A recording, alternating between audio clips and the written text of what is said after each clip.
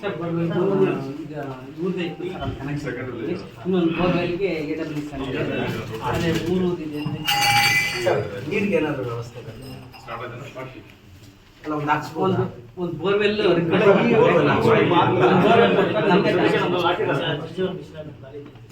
ಖಾಲಿ ಅದರಲ್ಲಿ ಆರ್ಡರ್ ಮಾಡ್ಕೊಡ್ತೀನಿ ಅಂತ ನಾನು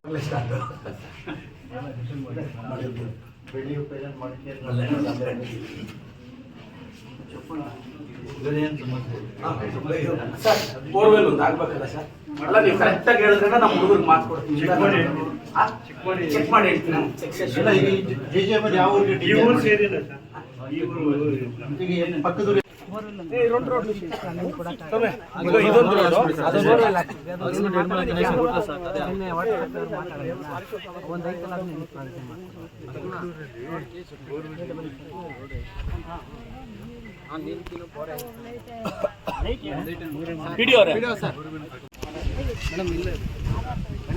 ಆಧಾರ್ ಕಾರ್ಡ್ ಎತ್ತರ ಫೋನ್ ಸ್ವಲ್ಪ ದಾರಿ ಬಿಡಿ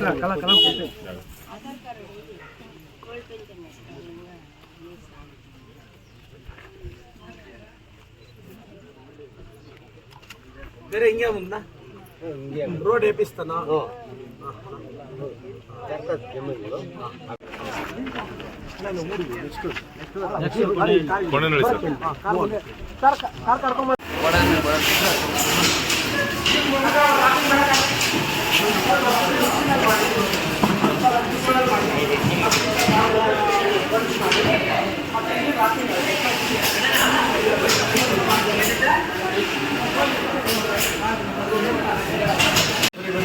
ನೋಡಿ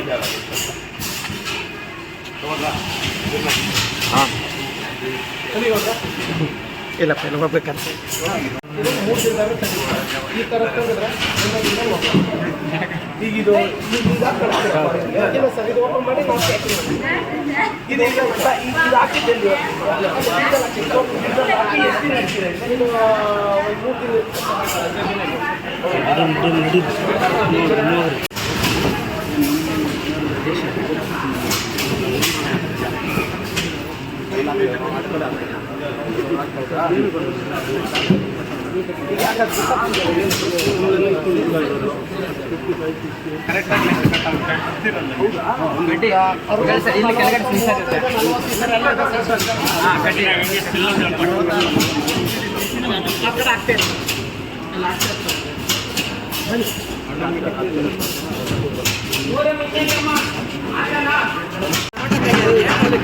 ಸರ್ ಆ ಕಡೆ ಹೋಗಿ ಸರ್